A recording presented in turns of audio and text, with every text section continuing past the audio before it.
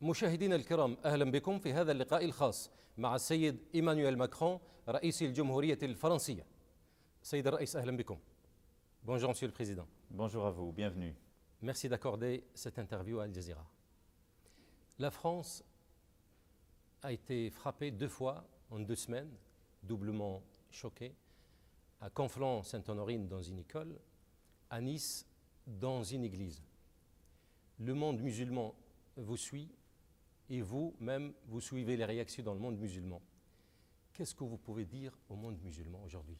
Merci d'être là et vous avez raison de rappeler que notre pays a été frappé à 3 reprises par des actes terroristes conduits par des extrémistes violents qui l'ont fait en déformant, en détournant l'islam et avec des actes qui ont véritablement sidéré, blessé le peuple français. La décapitation d'un professeur parce qu'il enseignait librement. Et à Nice, ce jeudi, dans une église, la basilique Notre-Dame de Nice, la décapitation de 2 personnes et l'attaque au coup de couteau d'une 3e. Et donc la France aujourd'hui est sous le choc de ces attentats, à la fois dans un sentiment de tristesse, d'unité aussi et de colère. Et pour la première fois, alors même que nous vivions ces attentats, il y a eu des réactions très, très fortes, je dirais à l'international, pour attaquer la France, sur la base de beaucoup de malentendus. Et c'est pour ça que je voulais les lever, y compris avec vous, parce que j'ai suivi ce qu'il y avait parfois dans vos réseaux sociaux, sur votre antenne, et je pensais qu'il fallait lever beaucoup de malentendus. Alors, si vous le permettez, mon premier mot, il sera pour les Français dont la confession est plutôt d'être catholique, parce qu'ils ont vécu hier une blessure très profonde. Je veux leur redire tout notre soutien, la protection de la République. J'étais il y a quelques minutes avec le pape pour justement évoquer cela. Ensuite, plus largement, je veux redire que la France est un pays attaché à la liberté de culte et ce qu'on appelle souvent la laïcité, ce terme si compliqué et qui donne lieu à tant de malentendus que j'espère nous dissiperons aujourd'hui, qui, je le rappelle, est une liberté de croire ou de ne pas croire, mais qui fait de la France un pays où nous souhaitons que chacun soit citoyen, quelle que soit sa religion, et où chacun ait les mêmes droits politiques, civiques, quelle que soit sa religion, et où en quelque sorte la société, elle vit avec toutes les religions qui s'y expriment, et c'est important, et la transcendance a une place dans la société, mais où l'État doit garantir ce droit à chacun. Et ce que je veux dire, contrairement à ce que j'ai beaucoup entendu ces derniers jours, c'est que notre pays est un pays qui n'a de problème avec aucune religion au monde, parce que d'ailleurs elles s'y exercent toutes librement. Et pour ce qui est des Français de confession musulmane, comme d'ailleurs des citoyens du monde entier dont l'islam est la religion, je veux leur dire que la France est un pays où l'on exerce librement aussi cette religion, où il n'y a pas de stigmatisation, tout cela est faux, et un pays dont la vocation universelle est d'ailleurs d'être attaché à la paix, à la capacité à vivre, quelle que soit sa religion. Donc beaucoup de choses fausses ont été dites. Je voulais ici avoir un message de fermeté contre le terrorisme, contre tous ces extrémistes violents, et en même temps de paix, d'unité, de restitution d'une certaine vérité. Voilà, et donc c'est le principal objectif que j'ai aujourd'hui en échangeant avec vous. Sachant que les musulmans sont les premiers à souffrir de la violence, et ils payent même le prix toujours. Concernant les caricatures qu'on a publiées en France à plusieurs reprises, ces caricatures qui décident le prophète de l'islam, des musulmans. Les musulmans, à chaque fois, ils se sentent blessés, choqués, et des fois mal compris. Dans quelle mesure on peut prendre en considération les sentiments des musulmans? Alors, vous revenez et on commence par un des malentendus de ces dernières semaines, en tout cas un malentendu ou la source de beaucoup de manipulations, si j'étais plus sévère, qui est le sujet des caricatures. Ce n'est pas un sujet nouveau, je rappelle qu'il y a maintenant un peu plus de 15 ans, il a donné lieu à des polémiques terribles avec le Danemark aussi et le soutien de la France à ce moment-là et aujourd'hui donc avec la France. Notre pays a son histoire. Et l'histoire de notre pays, c'est d'avoir construit la chose publique en l'extrayant en quelque sorte de la religion. C'est ça ce qu'on appelle aussi souvent la laïcité. Parce que la France a vécu une histoire qui est plutôt d'abord avec la religion catholique. Et nous avons bâti nos lois, qui sont le fruit de l'esprit des Lumières.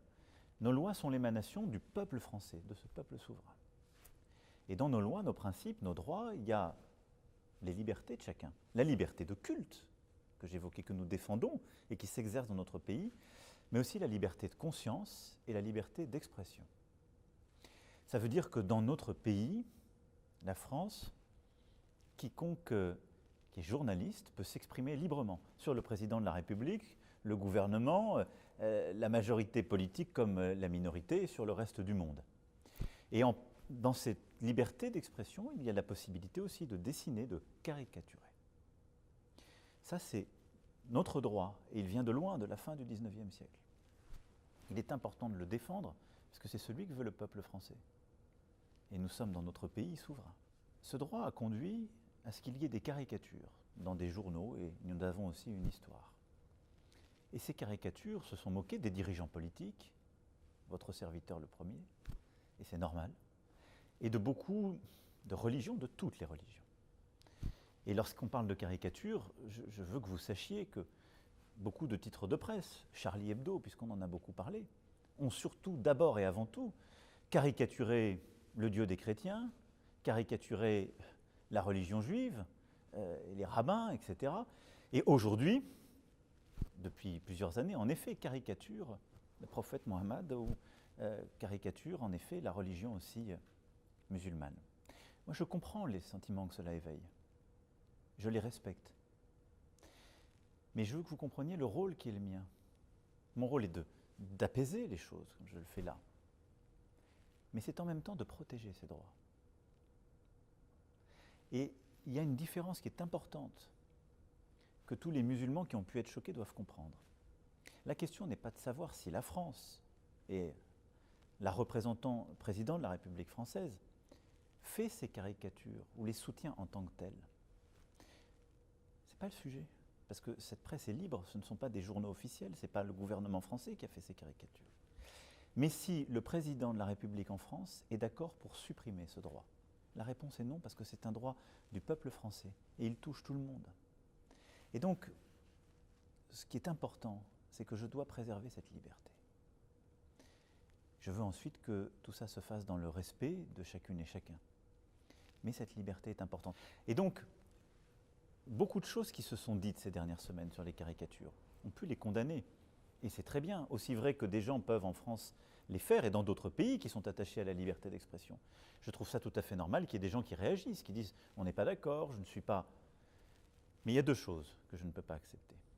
La première, c'est la confusion qui a été entretenue par beaucoup de médias, parfois des dirigeants politiques et religieux, qui consisterait à dire que ces caricatures sont en quelque sorte le projet ou l'émanation du gouvernement français ou du président de la République. Non.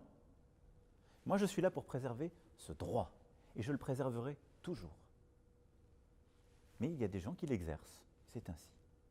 Et la deuxième, c'est qu'on puisse justifier, de manière directe ou indirecte, quelque violence au nom de cette réaction. Je ne suis pas spécialiste de théologie, mais je n'ai pas compris que l'islam légitimait ou soutenait le recours à quelque violence que ce soit.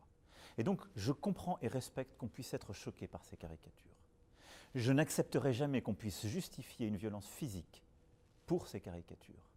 Et je défendrai toujours, dans mon pays, la liberté de dire, d'écrire, de penser, de dessiner. Ça ne veut pas dire que je soutiens à titre personnel tout ce qu'on dit, pense, dessine. Mais ça veut dire que ces libertés, ces droits de l'homme qui ont été pensés, voulus, créés en France, je considère que c'est notre vocation de les protéger. Et de protéger aussi la souveraineté du peuple français qui le veut. Monsieur le Président, moi je vous transmets les questions qui, de temps en temps, posées dans le monde arabe et dans le monde musulman, en se basant sur quelques déclarations de Monsieur le Président. Allez-y. Dans votre discours pendant l'hommage rendu au professeur assassiné Samuel Paty, vous avez déclaré que, je cite, « Nous ne renonçons pas aux caricatures au dessein, même si d'autres reculent. Cette fermeté, bien sûr, elle se base sur la liberté d'expression, mais elle est à chaud, elle est perçue comme une sorte de défi et non-considération des sentiments des musulmans. Comment évaluer Alors, je viens de vous l'expliquer. Mais d'abord, il y a eu sur la phrase que vous venez de dire, et je vous remercie de l'avoir littéralement citée, il y a eu dans les traductions qui ont été faites par beaucoup de médias dans le monde arabe, que j'ai vu sur les réseaux sociaux, un mensonge. Un mensonge. On m'a fait dire « je soutiens les caricatures humiliant le prophète ». Je n'ai jamais dit ça. D'abord parce que ces caricatures, et c'est important pour tous les musulmans qui nous écoutent, ces caricatures, elles touchent toutes les religions, toutes. Il n'y a pas des caricatures spécialement contre une religion plutôt que l'autre. Et au-delà de ça, tous les dirigeants. La deuxième chose, c'est que j'ai dit que je protégeais ce droit, parce que c'est mon rôle. Et que je considère ensuite que dans la société, nous devons accepter et ménager ce respect de chacune avec chacun. Mais il ne m'appartient pas à moi, en tant que président de la République, d'amoindrir ce droit parce que certains sont choqués. C'est ça que je voudrais que vous compreniez. Parce qu'à ce moment-là, j'instaurerai dans mon pays une forme d'ordre moral ou d'ordre religieux. Je dirais aux gens qui écrivent ou qui dessinent, vous n'avez pas le droit de dire cela parce que ça en choque d'autres. Et de proche en proche, la liberté d'expression se réduirait parce qu'elle deviendrait l'espace qui fait qu'en quelque sorte, on ne parle plus les uns des autres. Et c'est toute la difficulté du projet qui est le nôtre collectivement, et je crois ce qui est le projet des Lumières, des valeurs que nous portons, qui n'est pas simplement de coexister côte à côte, mais qui est d'accepter de nous commenter les uns des autres, dans le calme, dans le respect auquel je crois, de parfois nous moquer les uns des autres, quelle que soit notre religion ou nos philosophies, mais d'accepter de le faire dans un cadre de respect et un cadre pacifique. Et par rapport à la phrase que vous citiez, les réactions du monde musulman, je crois d'abord ont été dues à beaucoup de mensonges et aux détournements que j'ai évoqués, et au fait que les gens ont cru comprendre que moi j'étais favorable à ces caricatures. Je leur dis, ce n'est même pas la question. Moi je suis favorable à ce qu'on puisse écrire, penser, dessiner librement dans mon pays, parce que je pense que c'est important, que c'est un droit, sont nos libertés. Je comprends que ça puisse choquer, et je respecte cela, mais il faut en parler. Il faut en parler. Il faut construire cet espace de respect et de compréhension mutuelle. Mais je pense que la solution n'est pas d'interdire ce droit, et la solution est évidemment encore moins de justifier quelque violence au nom du fait qu'il choque. Pour les caricatures, bien sûr, ce sujet qui reste toujours, qui fait la une des événements, les musulmans ils s'opposent à toutes les caricatures de Moïse, de Jésus, de la Vierge Marie, mais ils remarquent que les dessins, les caricatures de Mohammed, le prophète de l'islam, sallallahu alayhi wa sallam, est facilement à répéter. La publication est très facile, la republication. Cette répétition, comme si c'est très facile de caricaturer le prophète de l'islam plus que les autres. Non, je vous l'ai dit, d'abord c'est faux factuellement, et ça n'est pas vrai dans notre histoire. Les catholiques de notre pays ont parfois été aussi beaucoup choqués parce qu'ils avaient vu, je sais que les juifs ont pu l'être, et donc il faut en discuter. Vous savez, quand ça vous touche vous-même, je ne parle pas là des caricatures d'une religion, mais en tant que dirigeant, ça peut ne pas vous plaire. Mais ce n'est pas parce que quelque chose ne vous plaît pas ou vous choque que ça justifie la violence, une fois encore. Mais je n'accepte pas l'idée qu'il puisse y avoir une forme de stigmatisation, c'est faux. Et je veux aussi insister sur le fait que la liberté d'expression est quelque chose de beaucoup plus large que la simple caricature, mais elle est là. Donc voilà, je pense qu'il ne faut pas tomber dans une espèce de provocation contre provocation. Je voulais vous redire la vérité des choses, à la fois l'histoire, ce que ça est. Ces dessins sont faits en France. Ce n'est pas la loi de l'islam qui s'applique en France. C'est la loi du peuple français souverain, et il en décide. Et en particulier, ces lois viennent du XIXe siècle. Qui serais-je pour dire, parce qu'une religion a un problème avec telle représentation ou tel mot, je dois interdire? Je ne peux pas le faire. Et je pense que ce n'est pas ma vocation. Et donc, ce que je veux, c'est qu'ensemble, et c'est pour ça que c'est un message je veux lever les mensonges et les ambiguïtés, et je veux dire à tous les musulmans du monde, il y a dans vos pays des choses qui ne plaisent pas forcément à certaines religions, peut-être ressortissants de mon pays. Vous attaquent-ils parce que ça ne leur plaît pas, parce que ça les choque? Non. Nous devons apprendre à nous connaître les uns les autres, à comprendre d'où nos lois, d'où nos habitudes viennent. Mais il n'y a rien qui, dans ces caricatures, dans cette liberté d'expression, est fait contre une religion quelle qu'elle soit, et en particulier contre l'islam. Mais il y a l'importance dans notre pays, et beaucoup de pays, moi je le vois aussi avec une certaine tristesse, beaucoup de pays dans le monde ont renoncé à de la liberté d'expression ces dernières décennies. Parce qu'il y a eu des polémiques, par la peur, par le chaos justement des réactions. Et donc on a une forme de réduction de cette liberté de dessiner, de discuter, qui est parfois de provoquer, qui je crois est grave pour notre liberté à tous. Donc croyez dans une chose. Ici en particulier, votre serviteur en tant qu'il est le président de la République française respecte tous les concitoyens de France, mais tous les citoyens du monde, quelle que soit leur religion. Et je suis attaché à ce respect. Mais je veux que vous compreniez ce qu'est l'exercice de cette liberté, qu'il vaut en France et dans d'autres pays, et que une marque de mon respect, c'est aussi de traiter les musulmans comme toutes les religions, et d'essayer d'installer cet espace de respect qui peut accepter l'humour, le décalage, à moi de dire quand les choses parfois choquent, mais pas pour les interdire ou les réduire, pour qu'on puisse en parler.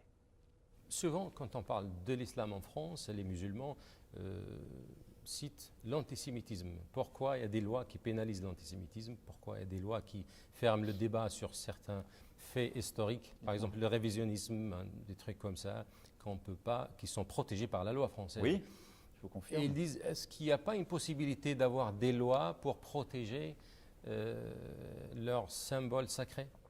Alors, vous confondez deux choses. L'histoire, le respect des peuples entre eux et les religions. La France combat l'antisémitisme et le racisme, sous toutes ses formes. Et l'antisémitisme, en tant qu'elle est, l'attaque, la remise en question, la haine contre un peuple, mais contre tous les peuples. L'antisémitisme et le racisme, en France, sont combattus et interdits par la loi. Et donc, il n'y a pas que l'antisémitisme, ce serait faux.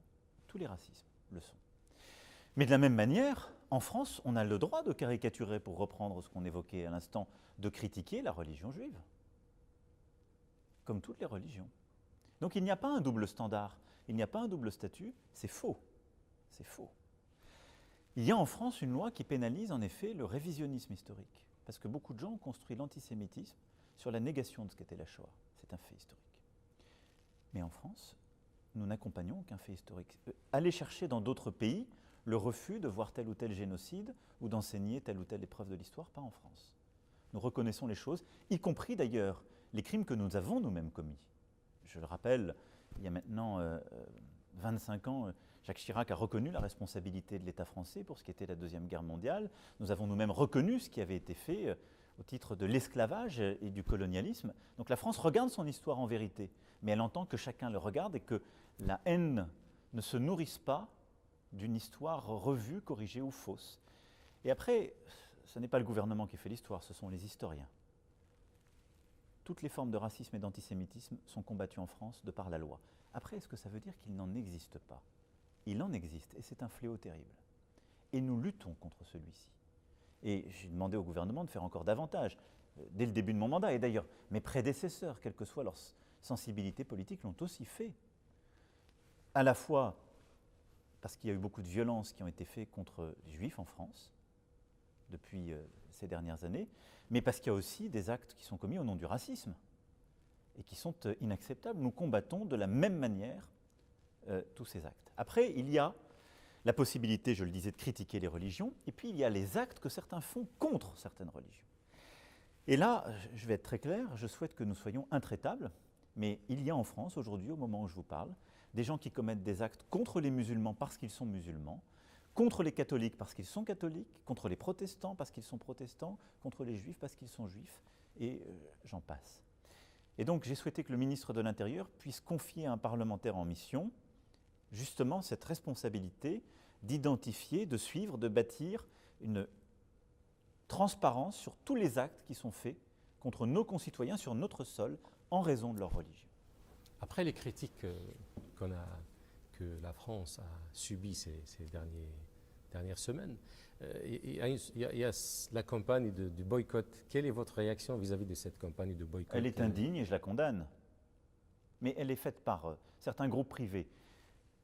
Parce qu'ils n'ont pas compris et qu'ils sont reposés sur les mensonges, sur les caricatures, parfois par d'autres dirigeants. C'est inadmissible.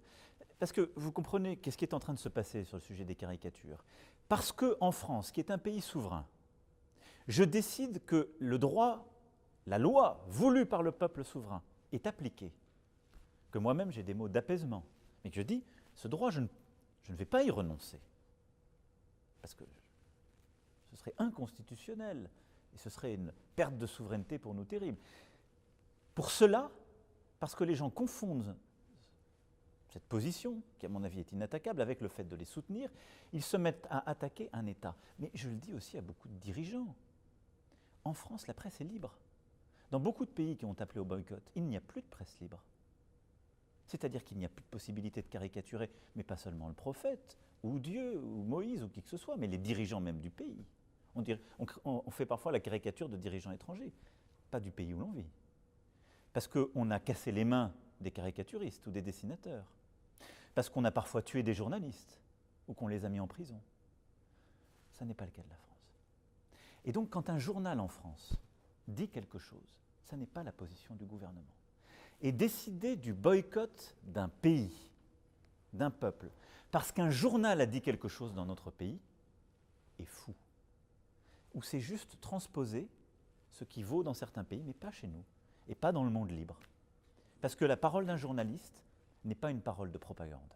Il n'y en a plus chez nous et je m'en félicite. Vous craignez des répercussions sur les Français à l'étranger, sur les sociétés françaises à l'étranger? Et je pense que tous les dirigeants politiques et religieux qui ne condamnent pas avec la plus grande clarté toute forme de violence à l'égard de la France, qui est un pays de liberté et de lumière, prennent une responsabilité, parfois directe, en tout cas indirecte, certaine, sur les violences qui seraient commises à l'égard des Français en France ou à l'étranger. C'est pourquoi, avec le message d'amitié et d'apaisement que je voulais faire aujourd'hui, c'est aussi un message d'appel à la responsabilité. J'ai vu trop de gens, ces derniers jours, dire des choses inacceptables sur la France, corroborer tous les mensonges qui étaient dits sur nous, sur ce que j'avais pu dire, et être les complices tacites du pire. Vous savez, je veux que vous compreniez ce que nous sommes en train de faire en France. Depuis plusieurs années, nous combattons le terrorisme, avec force. Il a coûté la vie à plus de 300 de nos concitoyens, et parfois d'étrangers qui vivaient sur notre sol. Ce terrorisme, qui est fait au nom de l'islam, est un fléau pour les musulmans du monde entier. Vous le disiez vous-même tout à l'heure. Vous savez, quand on regarde les chiffres qui aujourd'hui font autorité, si on prend les 40 dernières années dans le monde, plus de 80% des victimes de ce terrorisme sont des musulmans. Lorsque des jeunes filles sont enlevées au Nigeria par des groupes au nom de l'islam, ce sont ces jeunes filles dont les familles sont musulmanes qui en sont les victimes. Lorsque telle maternité est bombardée, je pourrais citer des dizaines d'exemples. La principale victime du terrorisme fait au nom de l'islam sont les musulmans. Ce terrorisme, nous le combattons parce qu'il nous frappe sur notre sol. Il y a ensuite une deuxième catégorie que j'ai décidé de combattre. Et là-dessus, il y a eu des incompréhensions parce qu'il y a eu un problème de traduction. C'est ce qu'on appelle en France l'islamisme radical. Qu'est-ce que ça veut dire? Ce sont les extrémistes violents qui détournent la religion et qui commettent des violences au sein de l'islam. Et on a traduit ce combat que je menais comme étant un combat contre l'islam. Non, au contraire. La France est un pays où il y a plusieurs millions de nos concitoyens dont la religion est l'islam. Je ne vais pas les combattre. Ils sont pleinement citoyens, ils veulent vivre en paix. Et nous avons des pays amis partout dont la religion majoritaire est l'islam. Mais aujourd'hui, au nom de l'islam et détournant cette religion, des extrémistes violents font le pire. Et ils ne sont pas terroristes. Mais qu'est-ce qu'ils font? Ils déscolarisent des enfants, ils les endoctrinent et ils justifient la violence. Sur notre sol en France, ils agissent, en connexion avec des groupes à l'étranger. Et donc, ce à quoi nous nous sommes attelés depuis 3 ans avec beaucoup de force, c'est justement d'essayer de réduire leur emprise pour protéger notre peuple et pour protéger, entre autres aussi, les Français de confession musulmane. Parce qu'ils nourrissent progressivement un sentiment qui peut être nocif pour l'amitié justement entre les religions. Parce que comme tout ça se fait au nom d'une religion, il y a une incompréhension qui naît. Et donc, ce que j'ai réaffirmé dans le discours des Mureaux au début du mois d'octobre, c'est ma détermination par un projet de loi qui arrive, qu'on a appelé séparatisme. Mais je veux lever les ambiguïtés, qui est un projet de loi pour lutter contre ces groupes et ces personnes extrémistes, violents, qui agissent au nom de l'islam. C'est de protéger toutes les Françaises et les Français, et plus largement, et en particulier ceux dont la religion est l'islam. Et donc, qu'est-ce que nous allons faire? Les empêcher de déscolariser des enfants de la République. Nous allons empêcher qu'il y ait des financements liés avec des activités terroristes qui viennent leur permettre de mener leurs activités. Donc on va créer de la transparence financière. Et on va surtout s'assurer, ce qui est pour moi essentiel en France, que toute personne, quel que soit son culte, ce n'est pas mon sujet, quelle que soit sa religion, mais respecte pleinement les lois de la République française. Ça, c'est essentiel. Et donc c'est ça ce que nous sommes en train de faire. Mais moi, je veux faire la séparation entre ces extrémistes qui commettent le pire ou justifient le pire, parfois dans des discours très sophistiqués et dangereux, avec les musulmans. Et partout ces dernières semaines, dans le monde musulman, on a essayé d'agréger les deux, en déformant mes propos, en faisant mentir, en disant « président de la République française et donc la France, ils ont un problème avec l'islam ». Non, nous n'avons aucun problème avec l'islam. Aucun. Notre histoire d'ailleurs, intellectuelle, culturelle, est intriquée avec l'islam. Nous sommes un des premiers pays qui a traduit le Coran. À la Sorbonne, en France, depuis le XVIIe siècle, on le traduit, on l'enseigne, et des controverses importantes s'y sont tenues.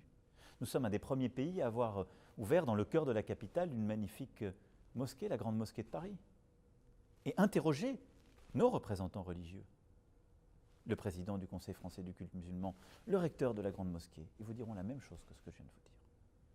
Et donc le combat dans lequel nous sommes engagés, qui est un combat pour nos générations essentielles, c'est un combat contre le terrorisme, contre l'extrémisme violent et tous les discours de justification de cette violence au nom de l'islam, mais pour protéger nos concitoyens dans tous les pays du monde, quelle que soit leur religion, y compris les musulmans. L'islam, ce mot-là, vous l'avez dit dans votre discours des Mureaux, surtout cette phrase qui a été répandue et publiée plusieurs fois, je cite, « L'islam est une religion qui vit une crise profonde aujourd'hui partout dans le monde ». Cette phrase, bien sûr, a été dite dans un discours qui dure 70 minutes, mais on a focalisé sur cette phrase et qui a fâché beaucoup de monde. Qu'est-ce que Monsieur le Président veut dire par cette phrase et ce diagnostic? Ce que je viens d'évoquer à l'instant, vous avez raison de dire que cette phrase a été sortie de son contexte et d'un discours de 70 minutes, mais ce que j'ai voulu dire très clairement, c'est qu'aujourd'hui, il y a dans le monde des individus qui, au nom de cette religion, la déformant, prétendant défendre cette religion, tuent, assassinent, égorgent, et ont un discours justifiant une forme de sortie du reste du monde de groupes humains. Et qu'il y a aujourd'hui une violence qui est portée par des mouvements, des individus extrémistes au nom de l'islam. Et c'est un problème, évidemment pour l'islam, parce que les musulmans en sont les premières victimes, j'en rappelais les chiffres, à plus de 80%, et c'est un problème pour nous tous. Et donc, toutes les religions ont vécu ce type de crise dans leur histoire. Donc, la crise, elle n'est pas au sein de l'islam, mais elle est au sein de la société musulmane, pour être plus... La crise, elle est au sein de nos sociétés, parce que nous avons partout des individus qui, au nom d'une religion, d'ailleurs souvent en la connaissant mal, avec la complicité parfois de gens qui la connaissent mieux ou prétendent mieux la connaître, commettent le pire, des actes terroristes, des actes d'une grande violence, et des projets politiques qui sont complètement contraires à nos valeurs et à la capacité à vivre ensemble. C'est ce qui va justement de ces extrémistes violents jusqu'au terrorisme. Ces personnes-là sont un danger pour nos sociétés. Et nous le vivons, elles sont un danger parce que la Tunisie a vécu dans sa chair des attentats qui ont été faits par justement ces terroristes au moment du Bardo. L'Algérie a vécu il y a plusieurs décennies des attentats terribles qui ont été faits par des extrémistes au nom de cette religion. L'Afghanistan a vécu cela, aujourd'hui le Sahel le vit et l'Afrique subsaharienne, et nos sociétés le vivent. On ne peut pas faire comme si de rien n'était. Ces gens-là ne le font pas au nom d'autre chose. Et donc c'est aussi pour cela que le moment que nous vivons est si important et que j'ai voulu m'adresser à vous.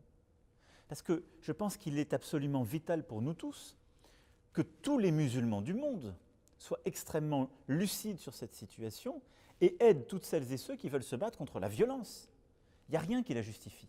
Et qu'ils doivent tous se grouper derrière des initiatives que nous devons prendre pour justement combattre avec clarté non seulement les terroristes, mais ceux qui bâtissent des idéologies qui justifient le terrorisme.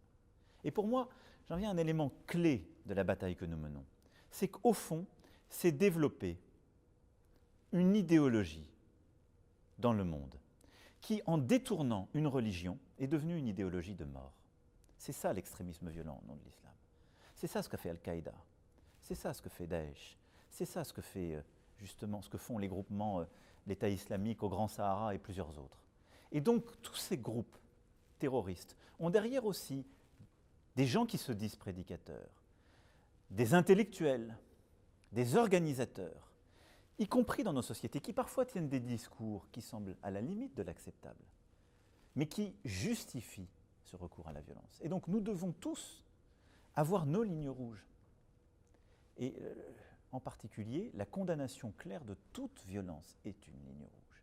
Et quand je vois aujourd'hui des dirigeants, je vous le redis, politiques ou religieux, qui justifient des décapitations ou le terrorisme lorsqu'ils considèrent qu'ils sont humiliés ou qu'ils sont blessés par un dessein, ces gens-là choisissent leur camp.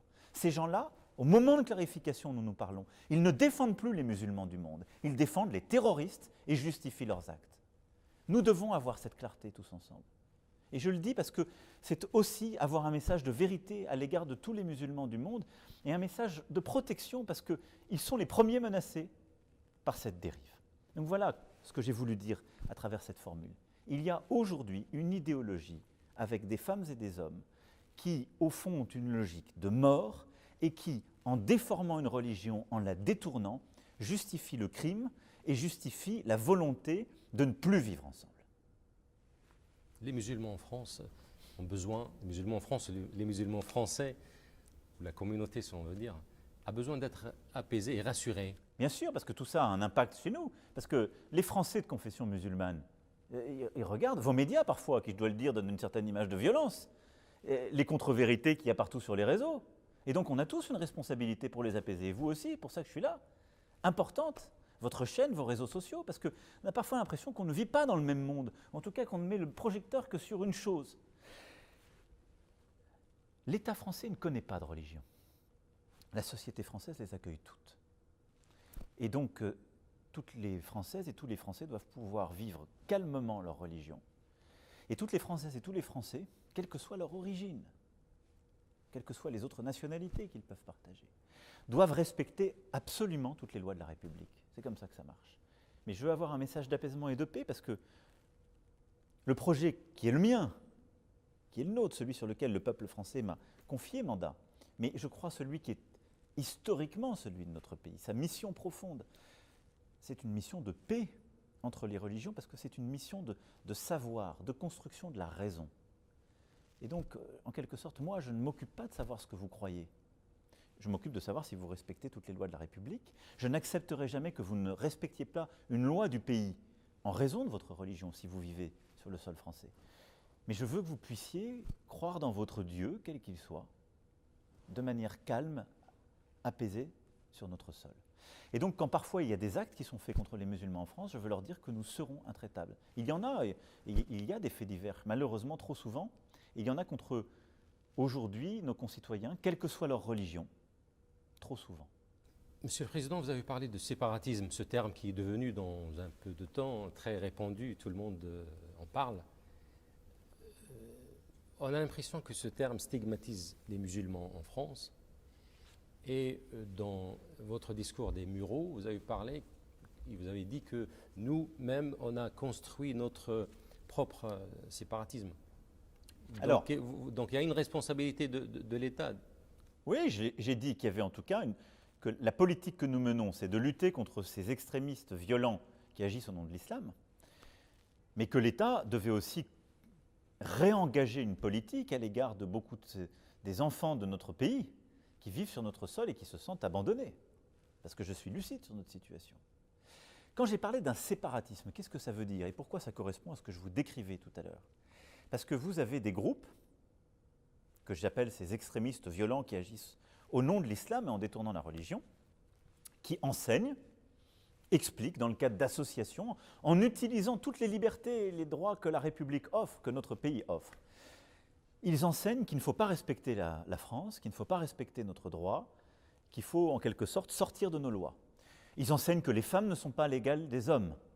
Ils enseignent que les petites filles ne doivent pas avoir les mêmes droits que les petits garçons. Pas chez nous. Je vous le dis très clairement. Pas chez nous. Nous, nous croyons dans les Lumières. Et les citoyennes ont les mêmes droits que les citoyens. C'est existentiel. Et donc, jamais, jamais, jamais, je n'accepterai une association, quand bien même elle le ferait au nom d'une religion, qui pousserait ses droits. En tout cas, qui dirait, une petite fille n'est pas l'équivalent d'un petit garçon. Elle n'aura pas le même enseignement, on ne lui donnera pas les mêmes chances. Parce que ça n'est pas notre droit. Les gens qui croient ça, qu'ils aillent le faire ailleurs, pas sur le sol français. Donc je dis, ces groupes-là qui, sur notre sol, veulent instaurer leurs droits, séparer une partie de la société, nous devons lutter contre eux, très clairement. Parce qu'ils décident de se séparer. Ce n'est pas contre les musulmans, je vous le redis, c'est contre ces extrémistes violents ou qui ne veulent pas respecter nos droits. Parce que c'est la clé pour protéger les Françaises et les Français, et en particulier ceux de confession musulmane. Parce que je ne veux pas qu'une petite fille, parce que ses parents croient dans l'islam, ce qui est tout à fait leur droit en France, se retrouve à être prise par une de ces associations et à être ainsi, en fait, maltraitée sur notre sol. Ça, je ne peux pas l'accepter. Donc, quand on a parlé de ce mot séparatisme, ça n'est pas contre quelque religion que ce soit, mais contre l'utilisation au nom d'une religion de certaines pratiques. Et on a d'ailleurs cité d'autres pratiques qui existent aussi sur notre sol et qui sont le fruit ou d'autres religions ou d'autres groupes. Ensuite, j'ai dit, nous avons une responsabilité, parce que quand je regarde la stratégie de ces extrémistes et parfois de ces terroristes, ils construisent tout leur discours, leur narratif sur le ressentiment. C'est-à-dire, ils expliquent au monde musulman, vous n'avez pas été bien traité par l'Occident, vous avez été humilié, vous avez été colonisé, vous n'êtes pas bien traité dans leur société. D'abord, moi je regarde les faits, nous avons une histoire. Je me suis déjà exprimé sur le colonialisme et l'histoire de la France sur plusieurs continents. Donc on la regarde en face et je sais ce qu'est cette histoire. Mais je n'accepte pas, et donc il faut aller au bout d'ailleurs de ce travail de réconciliation par l'histoire, la vérité. Mais je suis frappé de voir que ces discours des groupes extrémistes prospèrent au sein d'une jeunesse qui n'a jamais, elle, connu la colonisation, qui est parfois en France depuis des générations. Et ça marche pourquoi ? Parce qu'en effet, il y a un ressentiment qui est, lui, plus économique et social. Et donc, je considère que nous, en France, on n'a pas assez fait le travail pour permettre à tous les enfants nés sur notre sol ou arrivés de réussir avec la même égalité. Et là, je ne voudrais pas qu'on confonde deux choses. Ça n'a rien à voir avec la religion, très peu.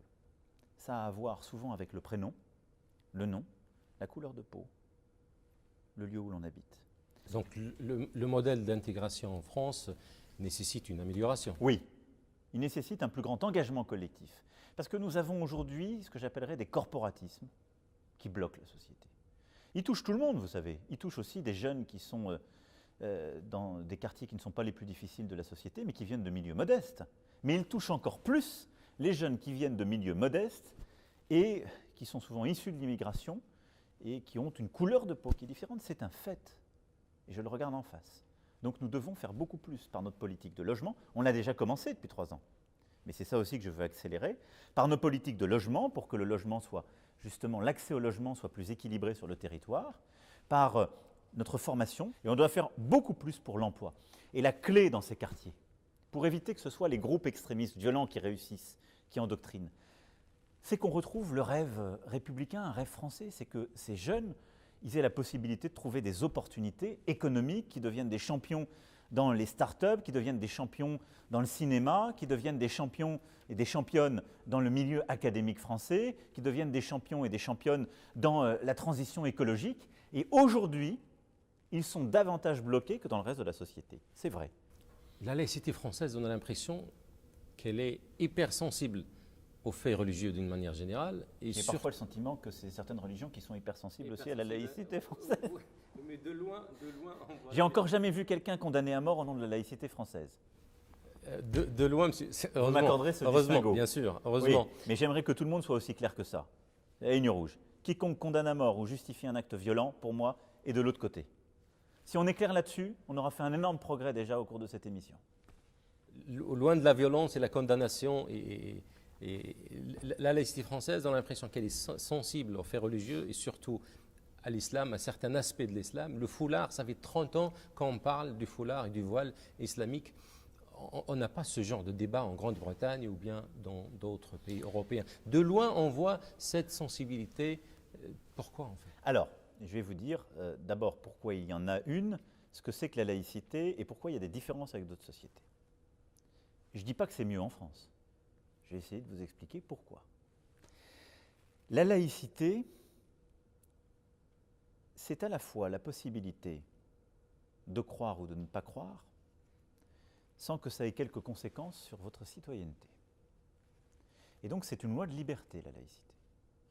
C'est ce qui fait qu'en France, vous pouvez, je vous le dis, croire ou ne pas croire, quelle que soit votre religion. Et je vous invite à faire cet examen critique. Beaucoup de pays, parfois, qui nous donnent des leçons, comment traitent-ils certains de leurs concitoyens quand ils ont telle ou telle religion? Ont-ils les mêmes droits? Souvent non. Ensuite, c'est un principe de séparation de l'Église et de l'État. C'est que l'État est neutre et ne s'occupe pas de religion. Il ne les finance pas, il ne les réglemente pas. Et celles et ceux qui servent l'État, qui sont fonctionnaires, ont un principe de neutralité. Ils ne doivent pas avoir de signe apparent de religion pour accueillir tout le monde. Et notre école, pour nos élèves, parce que nous formons des consciences qui ne sont pas encore adultes, elle doit permettre justement cet espace neutre. Et donc c'est pour ça qu'il n'y a pas de signe religieux dans notre école, jusqu'à 18 ans. Il peut y en avoir à l'université. Mais une fois qu'on a dit ça, la laïcité ne veut pas dire l'effacement des religions. Ça, c'est pas vrai. Et donc, dans la société, toutes les religions vivent. Et vous voyez dans les rues le foulard. Et vous voyez dans les rues des gens qui peuvent porter la croix ou la kippa. Parfois, on a fait ces confusions, ce n'est pas le cas en France. Mais il y a ces espaces de neutralité quand l'État est présent et il y a ce distinguo. Donc, je le redis très clairement, en France, le principe de laïcité n'a pas de problème avec l'islam comme religion. Aucun. Ce qui ensuite est un fait, c'est qu'au moment où les cultes se sont organisés, l'islam était très peu présente en France. La civilisation musulmane a cette histoire avec notre pays et a beaucoup apporté à notre pays depuis des siècles et des siècles. Et nos savants s'y sont intéressés, nous avons un rapport avec un islam des Lumières très fort. Mais il y avait peu de citoyens dont la confession était l'islam en 1905. Avec les vagues migratoires des années 60-70 et qui en sont poursuivies ces dernières décennies, l'islam a grandi dans notre pays. Et je le disais, les chiffres ne sont jamais précis parce qu'on ne fait pas de statistiques religieuses. Mais quand je regarde les analyses qui sont faites par certains instituts, ils disent entre 4 et 6 millions de Français auraient comme religion l'islam. Donc nous n'avons pas de problème avec cette religion qui est celle de plusieurs millions de nos concitoyens. Alors, une fois que j'ai dit ça, pourquoi les choses ne sont pas dans notre société, par exemple, comme en Grande-Bretagne? Parce que nous ne sommes pas un pays, une société qu'on appelle multiculturelle. C'est vrai que les anglo-saxons, parfois plusieurs autres pays en Europe, se sont construits très différemment par rapport aux religieux. Je rappelle que, par exemple, la Grande-Bretagne est encore une monarchie parlementaire. Le monarque a un rapport avec une religion qui elle-même s'est construite d'ailleurs dans la douleur, par des péripéties du XVIIe siècle. Et donc le rapport au religieux n'est pas le même. Le rapport du politique au religieux n'est pas le même, parce que c'est le fruit d'une autre histoire. Mais les sociétés anglo-saxonnes ont en effet un multiculturalisme qui est là, qui fait que les religions cohabitent. Est-ce que c'est un meilleur modèle que le nôtre? Moi, je ne le jugerai pas, mais il est différent, vous avez raison. Mais je voudrais dire 2 mots sur la beauté du modèle français, parce que j'y crois très profondément. J'y crois pas pour lutter contre telle ou telle religion. Moi, je veux que tous les enfants nés ou arrivant sur le sol de notre pays vivent heureux et en harmonie. Mais parce que je pense que dans l'ambition française, il y a quelque chose d'unique, qui est l'idée qu'au fond, on peut avoir la même représentation du monde parce qu'on est citoyen d'un même pays, parce qu'on est citoyenne et citoyen d'un même pays. Et c'est l'idée de dire, vous pouvez exercer votre religion, vous pouvez croire ou ne pas croire, mais nous devons dialoguer, nous respecter, pour partager la même représentation du monde. C'est-à-dire qu'on doit savoir vivre ensemble au sens propre et profond du terme. Nous devons savoir nous comprendre, accepter l'altérité de l'autre et bâtir, oui, une représentation commune de ce que nous sommes et du reste du monde. Et donc ce que nous devons faire l'effort de faire tous, c'est de reconnaître chacun, quelle que soit sa religion, de l'embrasser, de lui permettre de vivre en paix. Mais c'est de lui dire, on doit avoir un dialogue permanent pour bâtir ensemble les lois qui sont les nôtres. Et ce n'est pas au nom de ta religion que tu peux sortir de la citoyenneté. Et c'est jamais au nom de la citoyenneté qu'on peut combattre une religion. Ça, c'est le message que porte la France. Et elle l'a, à un moment donné, aussi largement diffusé dans le proche Moyen-Orient, sur le continent africain. Et je pense qu'il ne faut pas oublier ce message. Parce que quand je regarde la folie du monde dans lequel nous vivons et sa brutalité, elle est aussi aujourd'hui liée au fait que des gens dans un même pays ne veulent plus bâtir des lois ensemble, non plus la même représentation du monde ensemble, même si c'est fait par des médiations imparfaites. Ils veulent simplement que leur religion l'emporte sur une autre, que leur représentation du monde l'emporte sur une autre. Et c'est pour ça que je le dis avec vraiment beaucoup d'humilité et d'amitié, au sens propre du terme pour tous les musulmans. Ne vous méprenez pas sur ce qu'est la liberté d'expression en France. Ça n'est en aucun cas quelque chose qui est fait pour vous atteindre, vous blesser. Mais aidez-moi à la défendre. D'abord parce que parfois dans vos pays, vous l'avez eue, cette liberté. Peut-être vous en avez oublié le sel. Il n'y a rien de plus beau que cela. Mais aidez-moi à la défendre parce que c'est à cette condition qu'on peut vivre ensemble. Sinon, on ne peut vivre que les uns contre les autres. Je ne dis pas que les gens sont parfaits, je ne dis pas que ce qui vous a blessé était innocent, mais que ça puisse se faire est important. Et ce que maintenant, nous devons comprendre, c'est pourquoi ça a blessé et essayer de réduire ces incompréhensions. Mais je crois très profondément que ce qui est en train de se passer est plus qu'un contresens. Je pense que la France, par ses valeurs, parce qu'elle essaie de... Le combat qu'elle est en train de mener aujourd'hui, que nous sommes en train de mener, porte la possibilité de construire un modèle pour l'avenir, c'est-à-dire celui de vivre ensemble en tant que citoyens d'un pays, quelles que soient nos religions.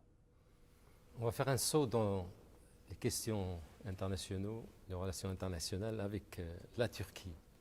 Qu'est-ce qui se passe avec la Turquie, ce pays des fois allié et des fois vous n'êtes jamais sur la même longueur d'onde en Syrie, en Libye, il y a beaucoup de différences en ce moment. Où vont les relations avec la Turquie? J'ai envie de dire beaucoup de cela dépend du président Erdogan. Pour ma part, je suis conforme au principe que je viens de dicter. Je crois dans l'amitié et le respect. Je n'ai jamais insulté un dirigeant du monde, quel qu'il soit. Jamais. Moi, je suis respectueux du président que les Turcs ont élu pour eux-mêmes et je suis aux côtés de la Turquie. Au moment où nous nous parlons, la Turquie a été frappée par un terrible séisme. Et donc je veux d'ailleurs présenter mes condoléances au peuple turc. Et je veux d'ailleurs dire que nous avons proposé immédiatement l'assistance de notre sécurité civile pour venir en aide aux populations. La Turquie est un grand peuple. C'est d'ailleurs un grand peuple de savoir, de connaissance, d'ouverture, avec lequel nous avons des liens universitaires, académiques, historiques. Un grand peuple qui d'ailleurs a su parfois puiser dans notre histoire aussi des sources d'inspiration. Qu'est-ce qui se passe aujourd'hui? Je note que la Turquie a des velléités impériales dans la région. Et je pense que ces velléités impériales ne sont pas une bonne chose pour la stabilité de la région. Voilà. Ce qui s'est passé en Syrie, je pense, a été une surprise et une agression pour beaucoup d'alliés. Les États-Unis d'Amérique étaient présents sur le sol. Nous étions présents dans la région par voie aérienne dans le cadre de la coalition internationale. Et je rappelle, nous nous sommes battus contre Daesh en Syrie grâce aux forces démocratiques syriennes et grâce aux combattants kurdes, aux combattants et aux combattantes. Immensément courageux. La guerre étant en train d'être gagnée contre le califat territorial qu'a fait la Turquie. Elle a envahi la Syrie, ne respectant aucune souveraineté, pour combattre et pour combattre ce qui étaient nos alliés d'hier. En Libye, Je regrette le non-respect des engagements de la conférence de Berlin. À Berlin, nous avons tous autour de la table, tous, dit nous devons faire respecter l'embargo sur les armes et ne permettre qu'aucun combattant étranger puisse venir sur le sol libyen. Nous avons plusieurs fois montré que plusieurs pays, dont la Turquie, avaient violé cet embargo. La Turquie n'est pas le seul, mais elle l'a fait. Je considère que ces deux seuls exemples montrent que aujourd'hui, la Turquie a un comportement belliqueux avec les alliés de l'OTAN. Ensuite, ce que la Turquie a conduit dans la Méditerranée orientale était profondément agressif à l'égard de Chypre et de la Grèce. Ces deux pays sont européens. Nous sommes en soutien de la souveraineté de l'Europe. Je rappelle tout cela pour vous expliquer, mais je n'ai jamais fait de manière belliqueuse à l'égard de la Turquie ou de son dirigeant. Mais je pense que nous ne pouvons pas accepter l'état de fait, ce qui est la stratégie contemporaine du président turc. Donc moi je considère que quand on est allié, quand on est ami, on doit dire les choses en vérité et où sont nos lignes. Maintenant, quel est notre souhait? Que les choses s'apaisent, que la Turquie respecte, que le président turc respecte la France, respecte l'Union européenne, respecte ses valeurs, ne dise pas de mensonges et ne profère pas d'insultes. Ce serait formidable. Et je pense que c'est le minimum minimorum. Et ensuite, que le président turc, à la hauteur de l'histoire de son pays, cesse les actes unilatéraux qu'il a conduits contre plusieurs Européens. Voilà ce que je dis. Et quel est notre souhait si je faisais fi de tout cela? Évidemment, moi je crois dans la paix.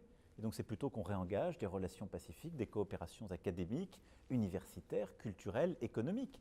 Mais le préalable à ces relations, c'est quand même de retrouver des sentiments amicaux, de la décence et de la clarification que j'évoquais. Aujourd'hui, on n'y est pas. Ces dernières semaines, on a plutôt reculé. Le président, je veux dire là-dessus d'ailleurs, par rapport à votre point, que ça n'est pas une position française, c'est une position européenne. Hier, nous avons tenu un Conseil européen où les 27 membres ont été unanimes pour soutenir la France.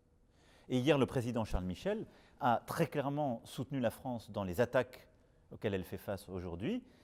Et il a rappelé d'ailleurs la Turquie à ses devoirs. Dernière question, Monsieur le Président. Il y a une pierre dans l'édifice civilisationnel dans les deux mondes, la pierre de Rosette, 1799, découverte par Jean-François Champollion. Ce modèle de relations culturelles, comment le renforcer dans le futur, de l'avenir? Mais vous savez... C'est ma dernière question. Non, merci de finir avec justement ces liens de civilisation et de connaissance. Comment le renforcer? En renforçant la connaissance mutuelle. Je l'ai dit, dans la politique que j'entends mener, nous allons investir dans notre enseignement supérieur, nos recherches académiques et culturelles, pour recréer des chaires à l'université française sur le Maghreb, le Proche, le Moyen-Orient, sur la civilisation musulmane. Je souhaite aussi qu'on puisse multiplier les partenariats. J'en ai beaucoup noué depuis que je suis président. Mais nous avons besoin, tous, de mieux connaître nos civilisations. Et donc je pense que le temps de la pierre de Rosette a vécu, avec d'ailleurs ce qu'il y a de cette histoire. Mais vous avez raison de le citer, il y aurait beaucoup d'autres exemples à convoquer. Mais je pense qu'aujourd'hui, la voie qui doit être la nôtre, c'est celle de la connaissance, de la raison, de la coopération scientifique, académique, de l'éducation. Ce qui nourrit la peur, c'est l'incompréhension. Ce qui nourrit la haine, c'est l'ignorance. Et les tyrans de ce monde entretiennent cela. Et donc l'arme la plus efficace contre les tyrans, contre ces extrémistes dans la durée, c'est la connaissance. C'est la compréhension. Et c'est la connaissance du visage de l'autre dans toutes ses aspérités, de ses traits. C'est la capacité à regarder le visage de l'autre dans ce qu'il a différent avec le mien. Nos civilisations les unes avec les autres, les hommes et les femmes que nous sommes. C'est très important.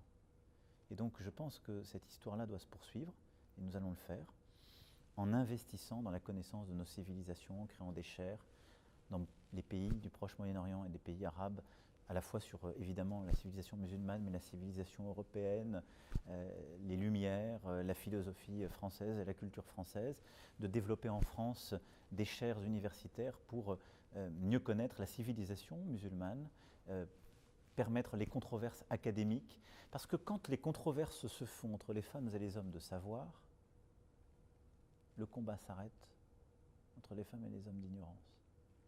Et on peut éduquer chacun. Je crois profondément à cela. Je crois au savoir, au respect mutuel, à la connaissance. Mais nous aurons, soyons très clairs, dans la période qui vient, des combats ardus à mener, difficiles. Parce qu'aujourd'hui, certaines et certains ont décidé du pire. Et dans ce combat contre l'ignorance, dans ce combat qui est un combat de haine, j'aurai besoin de toutes les femmes et les hommes de bonne volonté, quelle que soit leur religion. Monsieur le Président, shukran. Merci d'avoir accepté de répondre à nos questions, surtout que ça coïncide, cette interview, avec le 24e anniversaire d'Al Jazeera. Merci Monsieur le Président, shukran. أما أنتم مشاهدينا الكرام فينتهي هنا لقاؤنا الخاص مع السيد إيمانويل ماكرون رئيس الجمهورية الفرنسية وشكرا على المتابعة.